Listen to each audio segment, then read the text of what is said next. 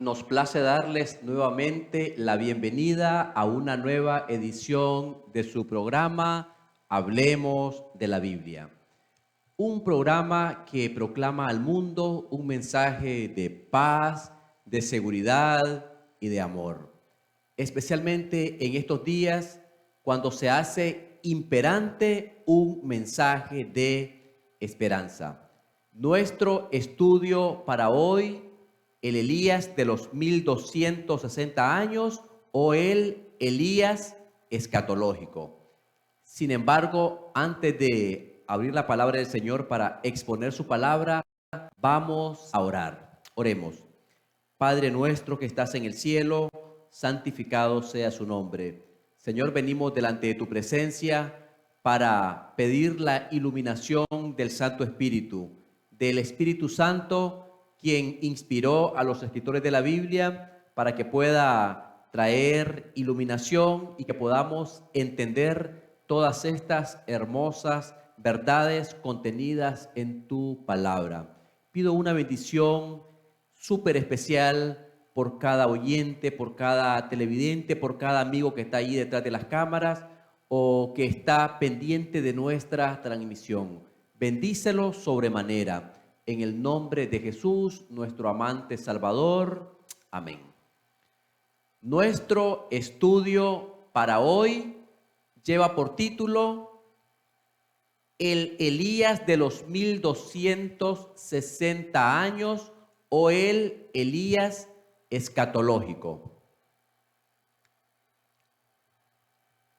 Las 7 iglesias de Apocalipsis representan 7 etapas sucesivas en la historia de la Iglesia universal. Los nombres de estas son un símbolo de la Iglesia en diferentes periodos de la era cristiana. El número 7 indica algo completo y significa que los mensajes se extienden hasta el tiempo del fin, mientras que los símbolos usados revelan la condición de la Iglesia en diferentes periodos de la historia. Los Hechos de los Apóstoles, página 467. Yo creo, junto con muchos eruditos, que estas 7 cartas no fueron escritas tan solo a 7 iglesias literales que tenían problemas reales. Las iglesias también tienen una aplicación profética a la historia eclesiástica. Creo que estas 7 iglesias fueron escogidas y puestas en su orden, aunque había más que 7 iglesias en Asia Menor, por nuestro omnisciente Señor, porque tenían problemas y características que iban a profetizar 7 etapas de la historia por las cuales habrían de pasar la Iglesia universal. Las 7 iglesias de Apocalipsis 2 y 3. Número 1, Efeso, es la iglesia apostólica. Número 2, Esmirna, la iglesia perseguida por el Imperio Romano. Hay mucho lenguaje de muerte. 3, Pérgamo, el lugar donde estuvo el trono de Satanás, pero ese trono fue transferido luego a la iglesia de Tiatira. Número 4, Tiatira. Esta es la iglesia de nuestro estudio para hoy, pues se menciona a Jezabel por nombre. Jezabel en el contexto de esta iglesia tiene que ser simbólica, pues la Jezabel literal ya había estado muerta por más de 800 años. Número 5, Sardis. El nombre significa escapando o sobrevivientes y es el período de la Reforma Protestante del siglo XVI, iniciada por Martín Lutero. Número 6, Filadelfia. El nombre significa amor fraternal. Emplea la terminología de la puerta abierta de Apocalipsis 11:19 y también de los 144,000. Y número 7, la iglesia de Laodicea. Con esto en mente, con esto como una perspectiva delante de nuestros ojos, podemos decir que tenemos un panorama totalmente completo. Podemos decir en conclusión que estas 7 iglesias marcan 7 periodos consecutivos en el orden de la historia eclesiástica. Pero es interesante que estas 7 iglesias también marcan el marco profético, marcan el marco teórico, valga la redundancia, constituyen el marco histórico para los eventos del resto del libro del Apocalipsis. La evidencia indica que las 7 iglesias del Apocalipsis son para el libro de Apocalipsis lo que es Daniel 2 en el libro de Daniel. En otras palabras, las 7 iglesias constituyen todo el marco histórico para los eventos de todo el libro de Apocalipsis. Eso ocurre en el libro de Daniel. En la profecía de Daniel 2 se pone todo el marco, todo el bosquejo histórico para el resto del libro de Daniel. Entonces, así como en Daniel 2, esa profecía es fundamental para el resto de las profecías paralelas del libro de Daniel, así también las 7 iglesias constituyen el bosquejo primordial del libro del Apocalipsis, que se va añadiendo algunos nuevos términos, pero es la base del libro. Entonces, para el día de hoy, nuestro estudio está centrado en la iglesia de Tiatira, que es la iglesia de los 1260 días, es prácticamente la iglesia de toda la Edad Media. Entonces, en nuestro estudio para hoy nos enfocaremos en la 4ª iglesia, que es la iglesia de Tiatira.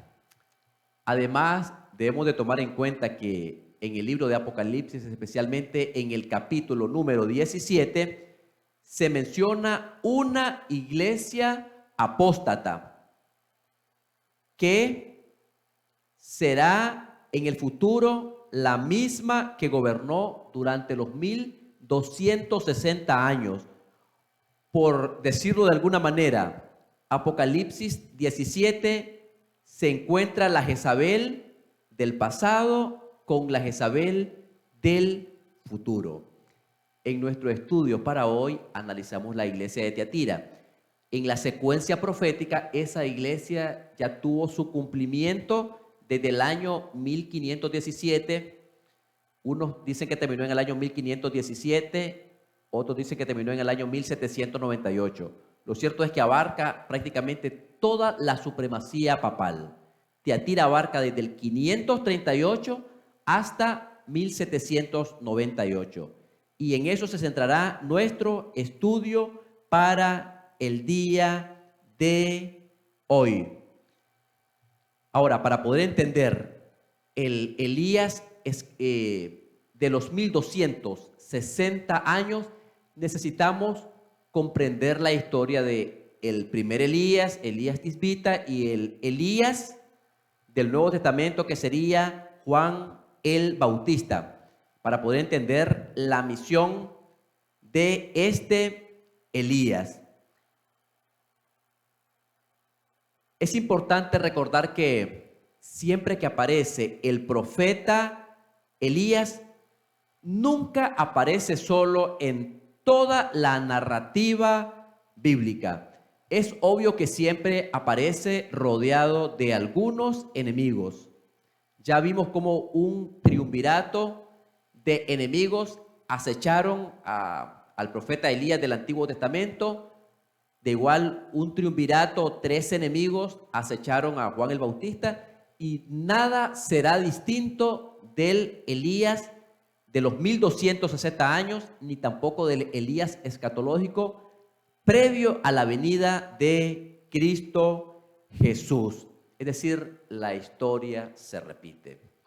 Un principio de interpretación bíblica dice que las historias que ocurrieron en el Antiguo Testamento con personajes reales, en un ambiente literal, con reyes reales, con situaciones reales, se repetirá, pero en un contexto escatológico de mayor dimensión. Y es exactamente todo lo que estamos haciendo.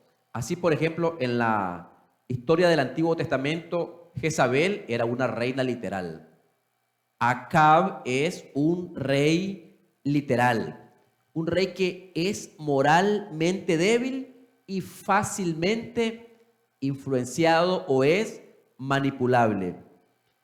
Ella, es decir, Jezabel, empleó el poder ejecutivo para imponer sobre el pueblo de Israel una mezcla de adoración entre el culto verdadero al Dios verdadero y el culto al Dios Sol, es decir, a Baal. Es decir, había una mezcla, un sincretismo de religión. También Jezabel tenía un grupo de sacerdotes literales por medio de los cuales ella quería extender su influencia. En ese contexto, Dios llamó a un profeta literal, a un personaje, a un individuo que se llamaba Elías, para denunciar la apostasía en el pueblo de Israel. Ahora, en el libro del Apocalipsis, la iglesia de Tiatira está representado al centro de las 7 iglesias.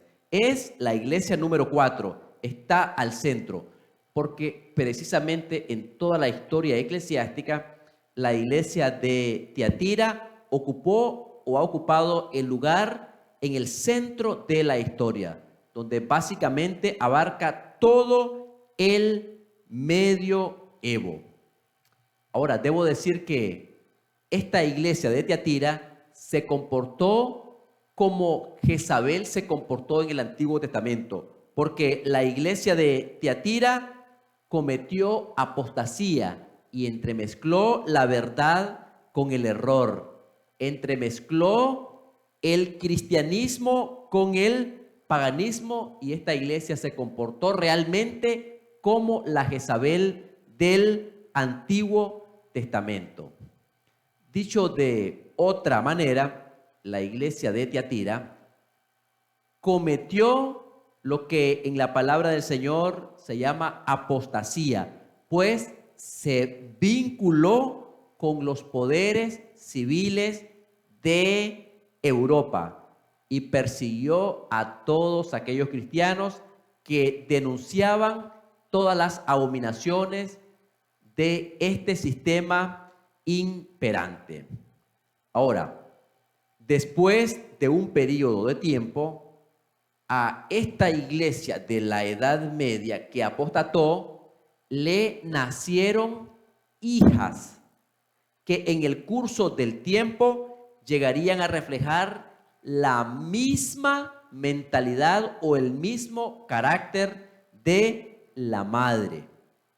En este caso, de la iglesia de Tiatira. Recordemos que a este sistema se le llama la madre de las rameras y de las abominaciones de la tierra. Pues en este caso, las hijas también comparten algunas doctrinas con la madre.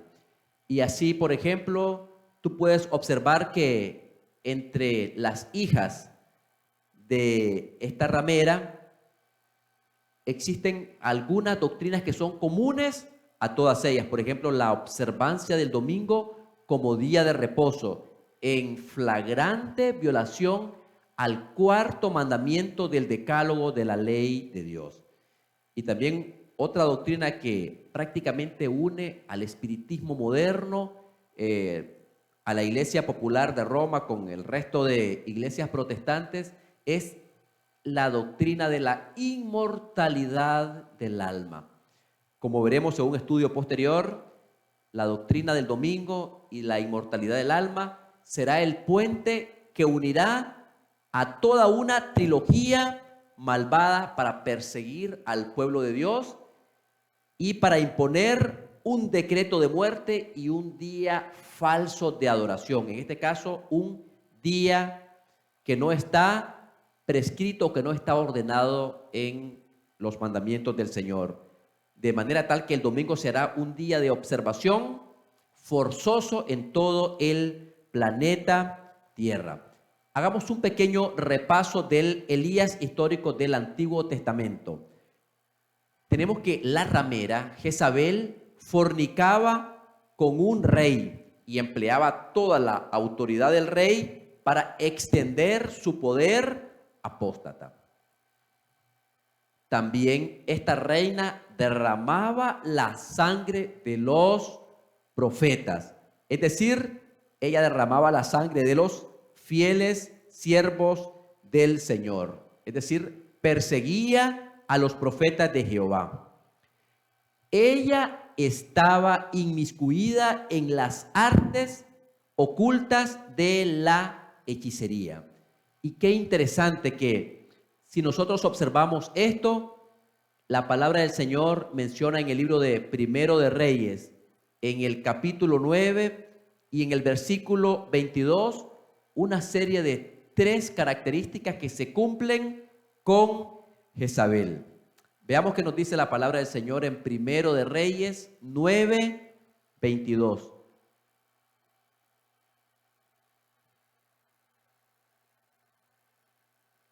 Mas a ninguno de los hijos de Israel impuso, Segundo de Reyes 9, 22.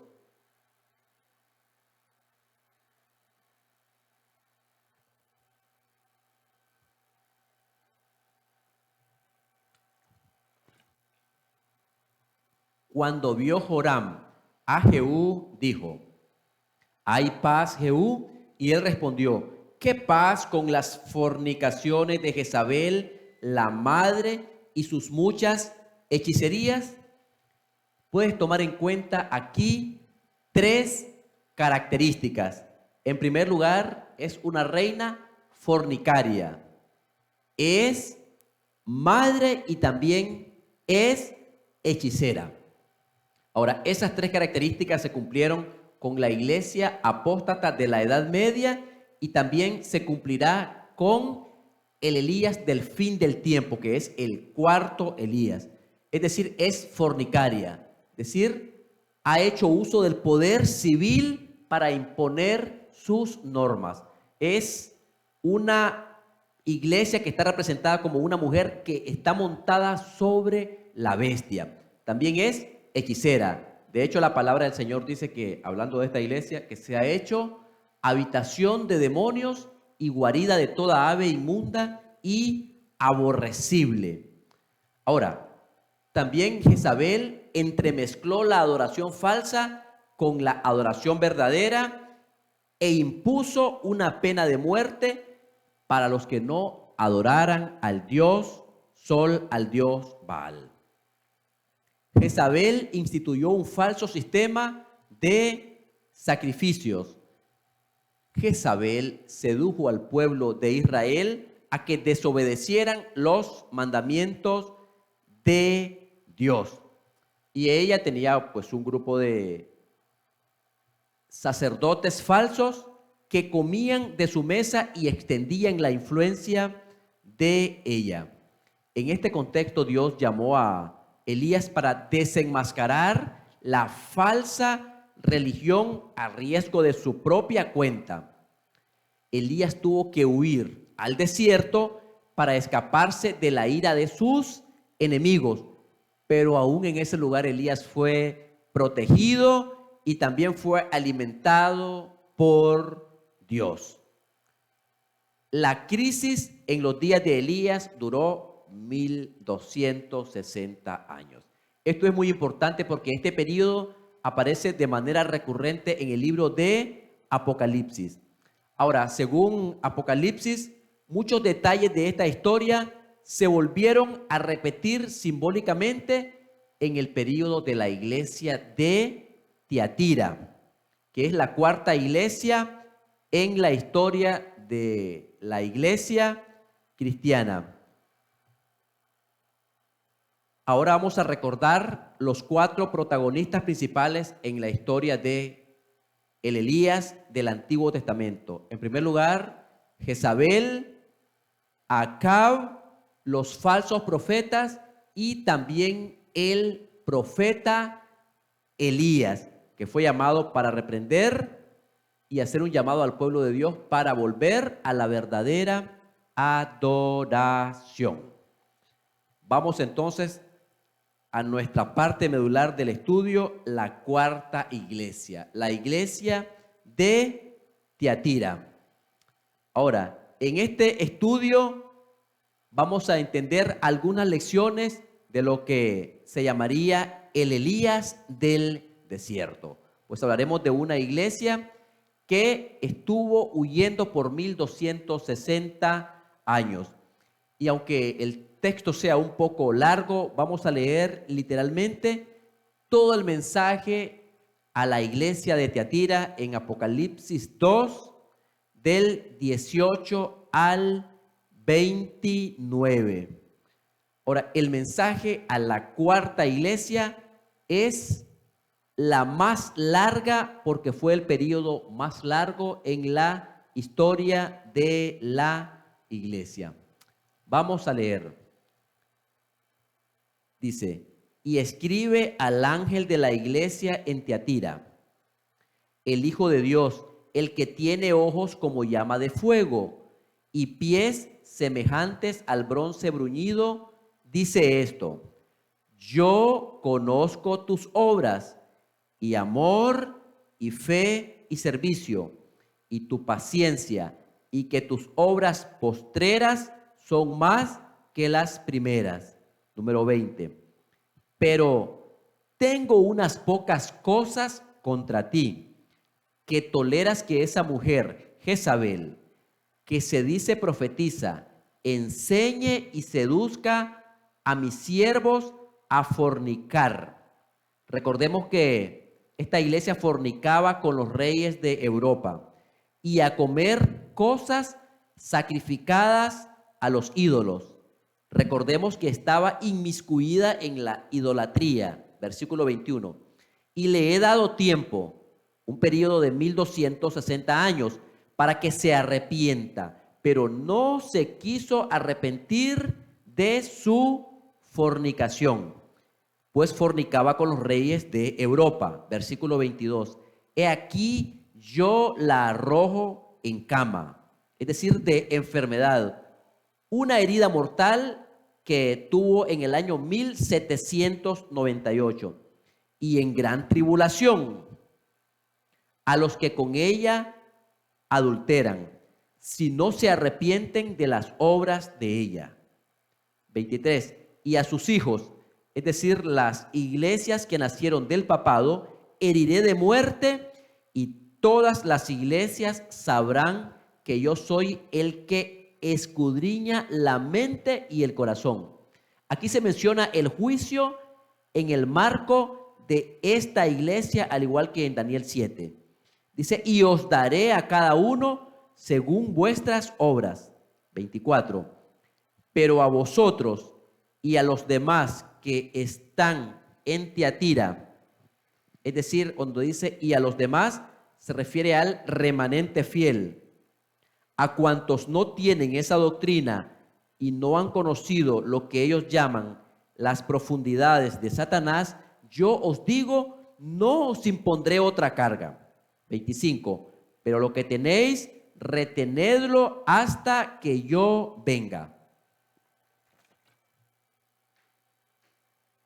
Al que venciere y guardare mis obras hasta el fin, yo le daré autoridad sobre las naciones, y las regirá con vara de hierro, y serán quebradas como vaso de alfarero, como yo también la he recibido de mi Padre, y le daré la estrella de la mañana. El que tiene oído, oiga lo que el Espíritu dice a la iglesia. Esta apostasía ocurrió en el seno de la iglesia, en el seno de la cristiandad. Es decir, aquí se describe el carácter de la ramera como adúltera, idólatra, pero también una iglesia ocultista o que practica hechicería. En el Antiguo Testamento ya vimos la contraparte con Jezabel, que era fornicaria, era madre y también era hechicera. En el libro de Apocalipsis también se menciona que esta iglesia enseña a sus siervos a fornicar y a comer cosas sacrificadas a los ídolos. Es decir, sigue el mismo patrón de conducta de la Jezabel del Antiguo Testamento. Ahora, es interesante notar que existen algunos puntos de contención o algunos puntos de conflicto en todo este periodo. Así, por ejemplo, un punto de contención tiene que ver con el culto y la adoración. Y algo muy importante que tenemos que entender es que en toda la palabra del Señor se menciona de que al final de la gran controversia entre Cristo y Satanás, el asunto de la adoración será el meollo, será el quid del asunto. En toda esta controversia milenaria entre Cristo y Satanás, entre el bien y el mal, el principal punto de contención ha sido la adoración. Pues Satanás quiso usurpar el trono de Dios para conseguir la adoración.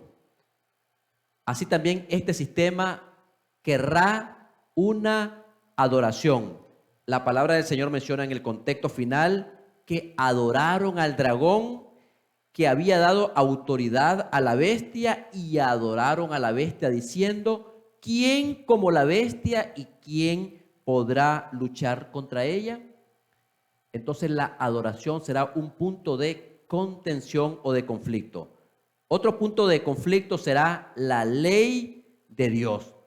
Recuerdan en el Antiguo Testamento, se dice que cuando Acab vio a Elías, le dijo, ¿eres tú el que turbas a Israel?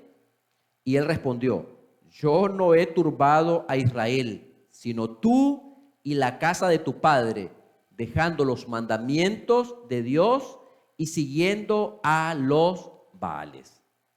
Ahora, la palabra del Señor en el Antiguo Testamento, en Daniel 7:25, menciona que un poder hablará palabras contra el Altísimo y a los santos del Altísimo quebrantará y pensará en cambiar los tiempos y la ley y serán entregados en su mano hasta tiempo y tiempos y medio tiempo, es decir, 1260 años. Es decir, aquí vemos un ataque frontal de este sistema a la ley de Dios, particularmente a la primera tabla de la ley, los 4 primeros mandamientos que tienen que ver con la adoración a Dios.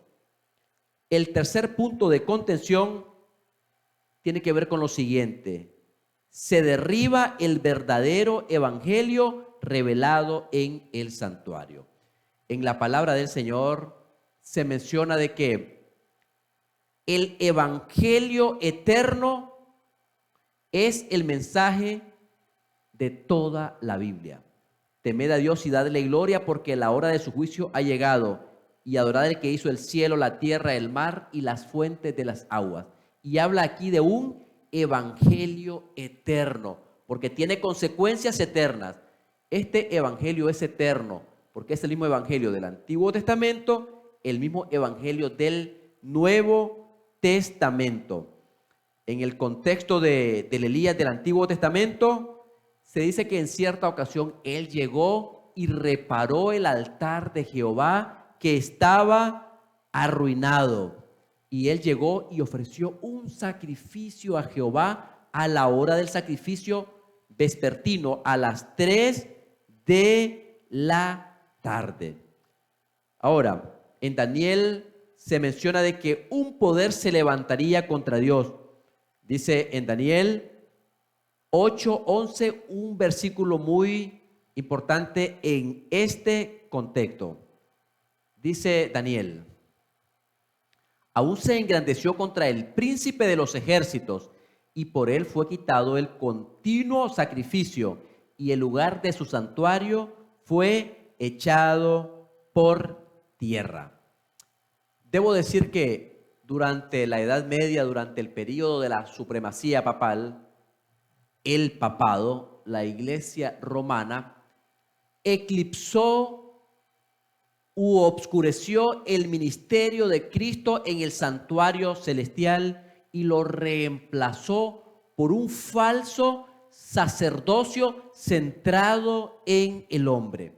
La palabra del Señor menciona de manera categórica que Cristo, después de los 40 días de su resurrección, ascendió al cielo y comenzó su obra de ministración como sacerdote en el santuario celestial, en el lugar santo del santuario celestial. Obviamente, como cristianos, deberíamos de entrar por fe hasta el santuario celestial y poder ver a Cristo y su obra en el santuario. Cristo en su santuario debería ser un tema recurrente, pero no. La iglesia de el papado lo que hizo fue oscurecer el ministerio de Cristo, es decir, trató de quitar los ojos de las personas que no vieran a Cristo en su santuario y que vieran los ojos en un santuario que el papado instituyó aquí en la tierra. Es decir, reemplazó el ministerio sumo sacerdotal de Cristo en el lugar santísimo y lo reemplazó por un sacerdocio falso centrado en seres humanos, centrados en el hombre y no en Dios. Al punto tal que en este contexto el sacerdote humano pretende perdonar pecados y se atribuye todas las prerrogativas que solamente le pertenecen únicamente a Dios. Veamos otro paralelo. En el Antiguo Testamento hubo un periodo de 3 años y medio donde dijo el profeta Elías: no habrá lluvia ni rocío en estos años, sino por mi palabra. Entonces tenemos aquí un periodo de 3 años y medio en el Antiguo Testamento. Ahora es importante que en Apocalipsis, el capítulo 11, en el versículo 6, hablando de los testigos, dice: estos tienen poder para cerrar el cielo a fin de que no llueva en los días de su profecía. Es decir, también la iglesia de Tiatira replicó lo mismo del Antiguo Testamento. Allá hubo un periodo de sequía literal de 3 años y medio. Estos tienen poder para cerrar el cielo a fin de que no llueva en los días de su profecía, y tienen poder sobre las aguas para convertirlas en sangre y para herir la tierra con toda plaga cuantas veces quiera. Ahora, esto también se replicó en la Edad Media. Ahora, ¿cuál fue la razón de la sequía? Y esto no es difícil de mencionar. Se debe a la desobediencia del pueblo de Dios. Se refiere, la razón de esta sequía espiritual es la desobediencia a los mandamientos de Dios y también por ir en idolatría. La palabra del Señor ya lo había dicho. Si el pueblo de Israel era fiel, Dios iba a traer bendición. Pero si era infiel y no observaba sus mandamientos, traería toda una serie de maldiciones. Es importante mencionar esto porque donde no hay lluvia, hay escasez del Espíritu Santo y de la palabra del Señor. ¿Te puedes imaginar una sequía espiritual en tu vida? Cuando el Espíritu Santo no está en tu vida no ilumina con la presencia de Dios en tu vida.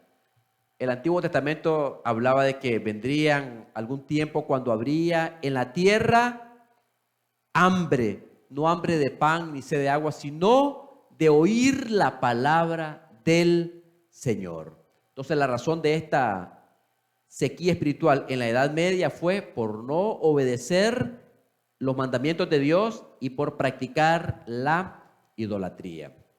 Santiago 5:17 menciona de que hubo un periodo de 3 años y medio. Dice Santiago: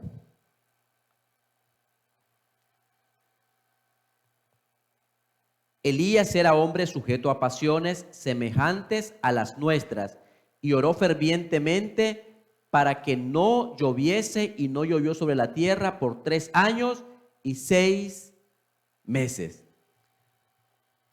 Es interesante que Dios le dio un periodo de 1260 años para arrepentirse, pero lejos de arrepentirse, más bien persiguió a los fieles del Señor. Y por esto se menciona de que esta fue una iglesia que por un lado perseguía al pueblo del Señor y por otro lado los fieles tenían que huir para ponerse a salvo. Es decir, a esta Jezabel que está representado aquí en la iglesia de Tiatira se le dio 1260 años para arrepentirse. Pero dice la Biblia, pero no quiere arrepentirse de su fornicación. Yo diría que fue un periodo bastante grande. Si tomamos en cuenta que Dios dio 120 años al mundo antediluviano comparado con 1260 años, este es un periodo mucho mayor. Y dice la Biblia, y no quiere arrepentirse de su fornicación. La verdad es que Dios muchas veces también de manera individual nos da mucho tiempo para arrepentirnos y para enmendar nuestra vida, y muchas veces nosotros, como dice, no quiere arrepentirse de su fornicación. Ahora, es interesante que, trazando los paralelos, que así como en el tiempo de Elías del Antiguo Testamento hubo un remanente fiel, también en la iglesia de la Edad Media, representada por la iglesia de Tiatira, hubo un remanente fiel a Dios en medio de la más flagrante apostasía, en medio de la más encarnizada lucha de los poderes del mal contra el pueblo de Dios. En el Antiguo Testamento ya había dicho Dios, y yo haré que queden en Israel 7,000 que no han doblado sus rodillas ante Baal y cuyas bocas no lo besaron. Es decir, este era el remanente en los tiempos del profeta Elías. Pero también hubo un remanente en el periodo de la iglesia de Tiatira.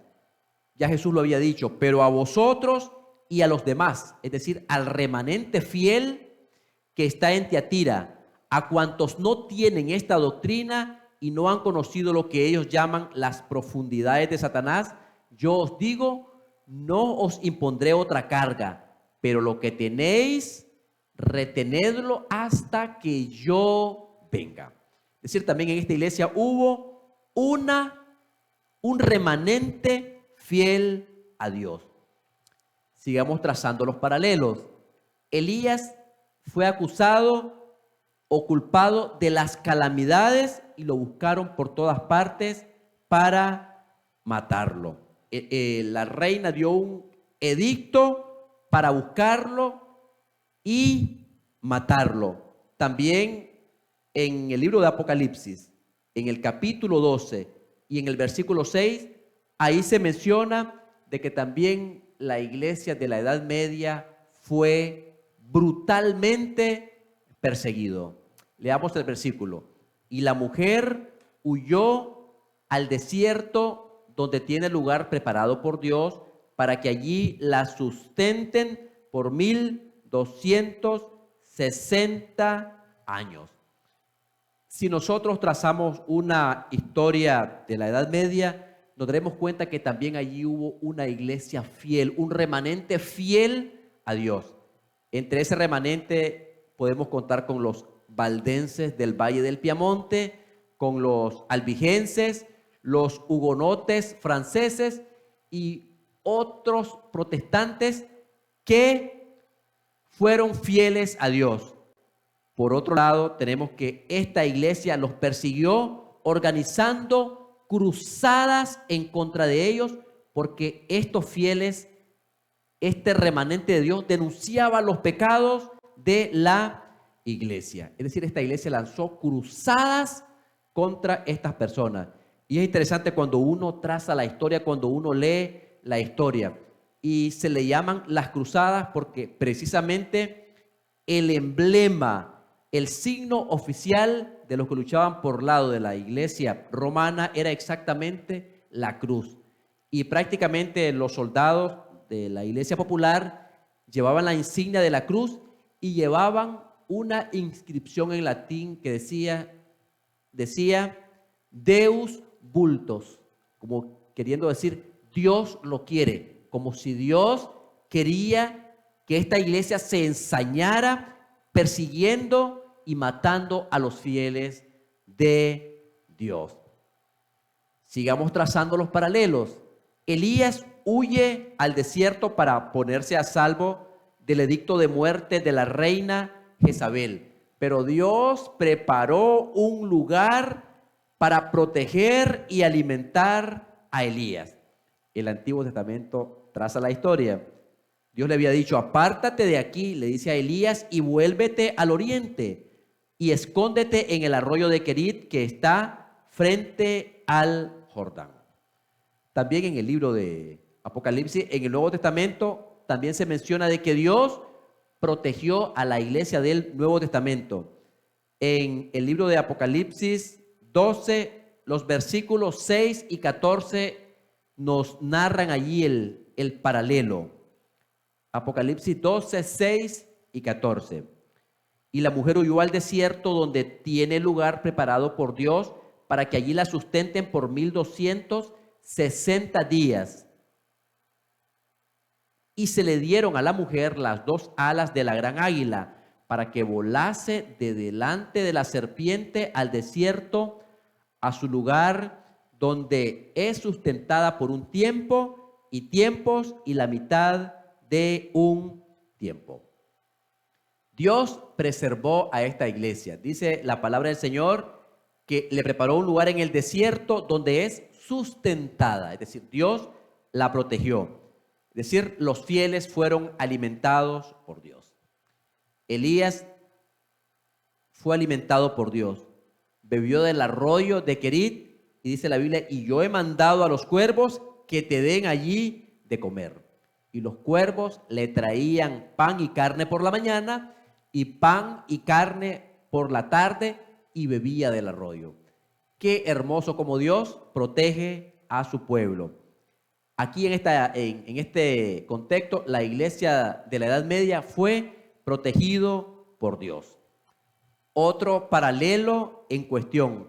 Jezabel derramó la sangre de los fieles y este sistema también derramó la sangre del pueblo de Dios. Decía el Antiguo Testamento, porque cuando Jezabel destruía a los profetas de Jehová, Abdías tomó a 100 profetas y los escondió de 50 en 50 en cuevas y los sustentó con pan y agua. Y en este contexto, Elías huye al desierto para salvar su vida. Veamos el paralelo con esta iglesia de Tiatira. Dice la Biblia, y vi a la mujer ebria de la sangre de los santos y de la sangre de los mártires de Jesús, y cuando la vi, quedé asombrado con gran asombro. Eso es lo que dice Apocalipsis 17, 6. Ahora, mencionamos este versículo porque en Apocalipsis 17, 6 se menciona a una ramera. Esta tuvo su primer cumplimiento con la iglesia de Tiatira, pero también tendrá su cumplimiento final previo a la venida del Señor en gloria y majestad. Otro paralelo es el siguiente: así como los falsos profetas del Antiguo Testamento cumplían todos los designios de Jezabel, también la iglesia de Tiatira, en cierto sentido, va a cumplir los designios de Satanás para destruir al pueblo de Dios. La bestia que gobernó por 1260 años tiene también un falso profeta. En el Apocalipsis también se menciona 3 espíritus inmundos a manera de rana. Eso dice Apocalipsis 16 y el versículo número 6. Y este paralelo es muy, pero muy hermoso. Así como estos profetas cumplían los designios de Jezabel, también habrá un triunvirato, también habrá un falso profeta que pondrá en marcha los designios de la iglesia popular. Y vi salir de la boca, Apocalipsis 16, versículo 13. Y vi salir de la boca del dragón y de la boca de la bestia y de la boca del falso profeta 3 espíritus inmundos a manera de rana. Aquí se menciona un falso profeta. Este falso profeta cumpliría los designios del sistema imperante en esos días. Este falso profeta también se describe como las hijas de las rameras. Pues ya hablamos que este sistema falso que gobernó por 1260 días y que está representado por la iglesia de Tiatira, tuvo hijas. Por eso se le llama la madre de las rameras y de las abominaciones de la tierra. Entonces, la bestia de la tierra es el mismo falso profeta, es igual a las hijas de la ramera.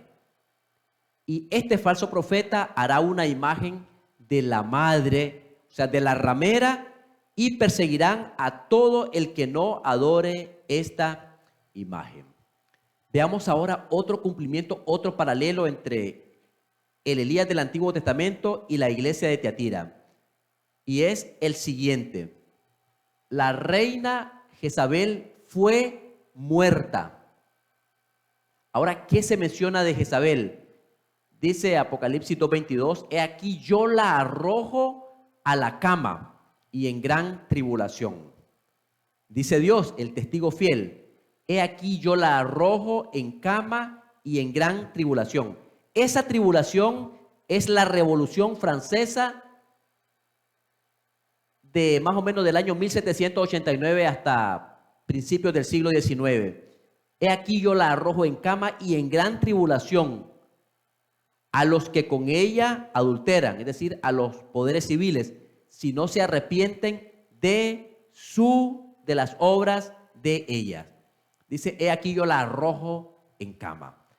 Esto ocurrió en 1798, cuando ocurrió la Revolución Francesa. En el año 1798, el general francés Louis Alexandre Berthier, un general de Napoleón Bonaparte, entró a la ciudad de Roma, tomó preso al Papa Pío VI, le quitó todos sus títulos, le quitó todo el poder político que tenía y lo exilió. Este hecho histórico está bien documentado en la historia secular, en la historia eclesiástica, y se conoce como la herida de la bestia, lo cual estaba profetizada. Se le dieron 1260 años a esta iglesia de Tiatira, pero ella no se quiso arrepentir. Entonces Dios la hirió de muerte, la arrojó en cama, dice, y en tribulación a ella y a todos los que con ella adulteran. Es decir, también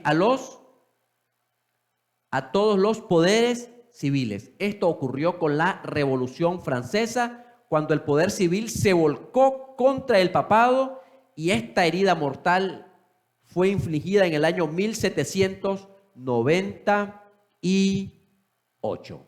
Entonces vamos viendo el cumplimiento. Ahora hablemos de las hijas de las rameras. Jezabel tuvo hijas que nacieron de ella hacia el final de los 1260 años.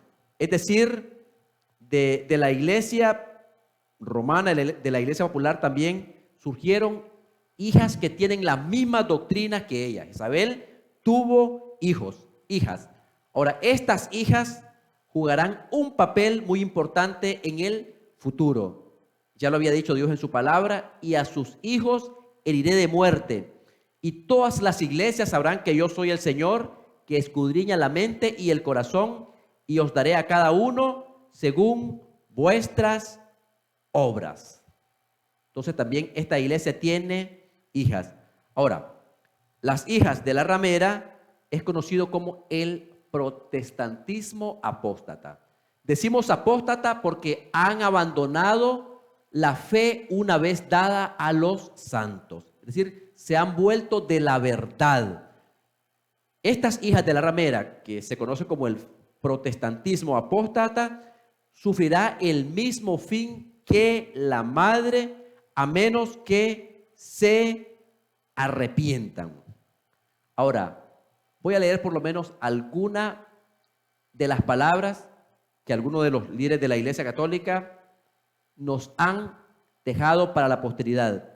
Tenemos las palabras del Papa Juan XXIII, llamado el Papa Buono, el Papa Bueno.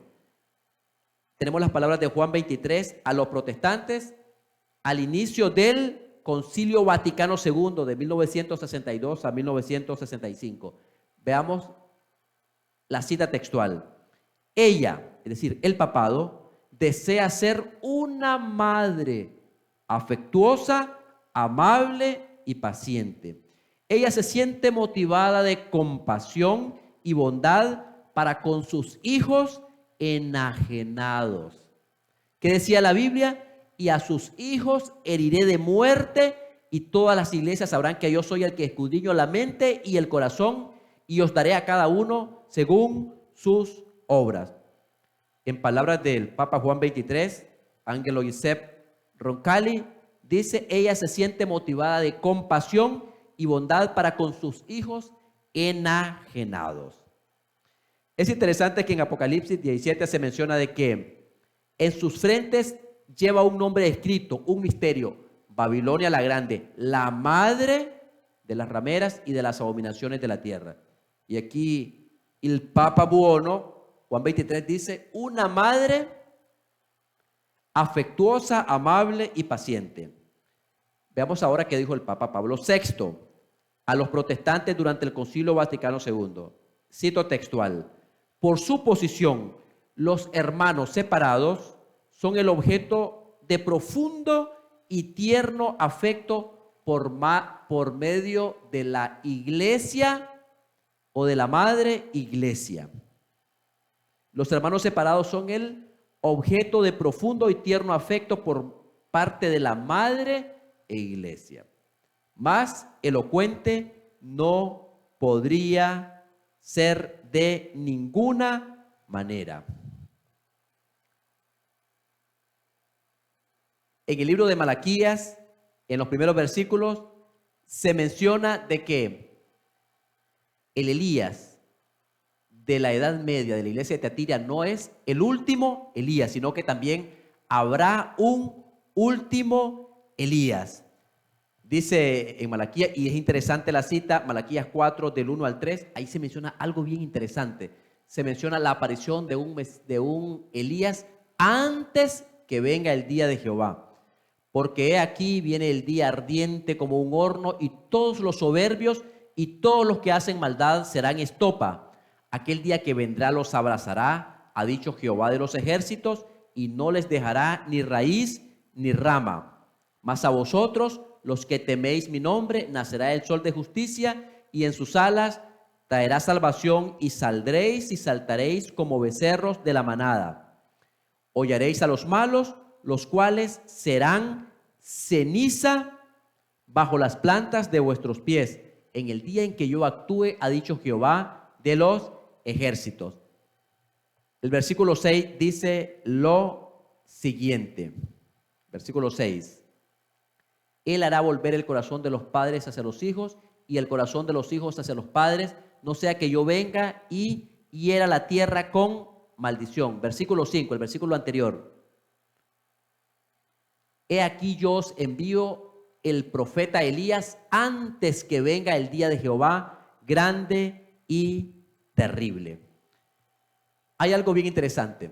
Hemos visto dos Elías, uno del Antiguo Testamento, uno del Nuevo Testamento, uno un cumplimiento en la Edad Media en la iglesia de Tiatira, pero todavía está un nuevo Elías por venir. Es decir, tanto la ramera como Elías tienen dos etapas.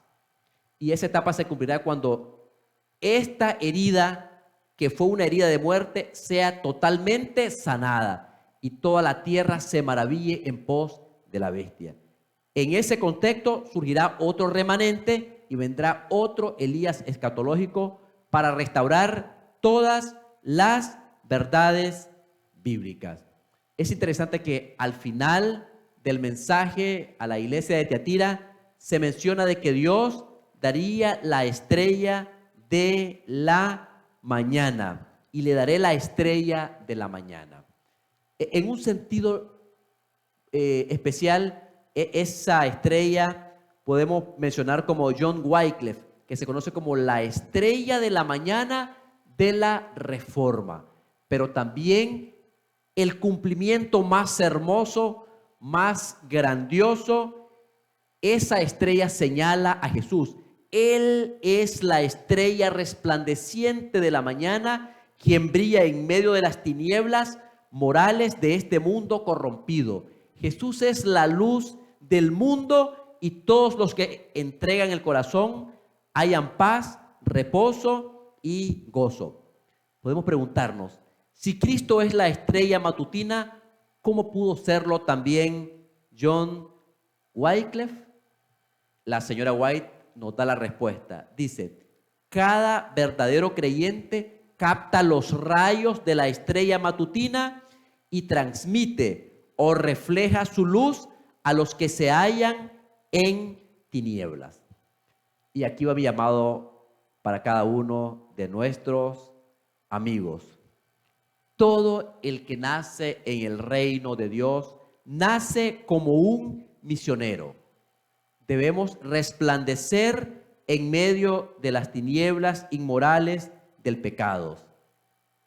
Los invito a difundir los rayos del sol de justicia en nuestras vidas, que seamos la luz del mundo, que reflejemos la luz de Cristo en nuestras vidas.